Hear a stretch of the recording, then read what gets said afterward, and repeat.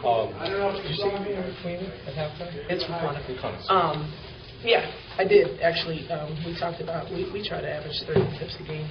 We had 9 at halftime. We just weren't active, and she's a large part of it. It's not necessarily that she gets the tips, but she's the pressure point, and then we get tips because of her pressure, and she just wasn't bringing it, and therefore she only had 2 points. So I said, what do you want to call for you? And she goes, what do you mean? I said, well, I need to get you off. Like, what do you think you can score? And she goes, how about I play defense first? And I was like, there's a good idea.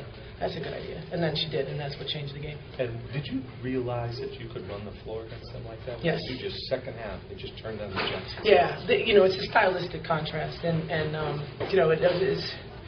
something's got to tip in your favor. And I think the game changed because they worked very, very hard to get that 8-point lead. I mean, Boston College played out of their minds to get that 8-point lead. Great shooting, great passing, and to me, they pass and have vision as well as any team that I've ever coached against. I mean, if you give them vision, their passing's beautiful, and they're smart and they have composure. So the big challenge in playing them is to take that vision away and take their passing away and get them put on the floor a little bit. That takes a heck of a lot of effort, and we can't match up inside, so it has to be double pressure on the what we call the umbrella, which is the 3-point arc, and that was huge for us. And finally, was there any fear of maybe a little bit of a letdown and coming off 2 big wins, the best 2 games in program history, all that stuff? You know what? My locker room speech was about purpose, and this is playing with purpose. And I said, I don't even tell them what's all on the line on these games. I said, that's not. I'm talking about playing with purpose. Like, what's my purpose when coach calls this press, or what's my purpose on this particular? And so we're so narrow that I did not expect a letdown at all. I was worried a little bit. We had a tough trip up here. It was like twice as long. They seem like they got a little late. A lot late. Like 5:40. And I basically said, well, nobody cares if you're tired, Miami. Who's going to care? I just want you to lose. So get over that real quick.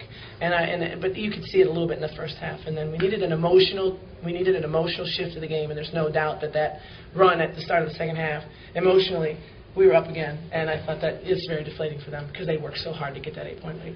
Okay, thanks, Coach. Yeah, sure. Appreciate it. Thanks. What did Coach say to you at halftime? Because all of a sudden you were just running the floor in the second half. What does she need to do for me to score? Because I was being non-aggressive, almost passive, not playing my game. So she was like, what do I need to do? Is that as tough a first half as you've had this year, personally?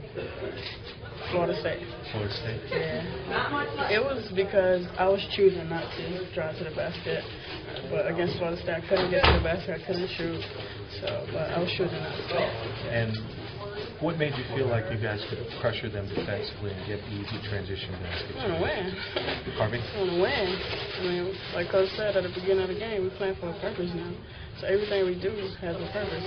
Like rebounding, like setting a grit screen, like just the small things.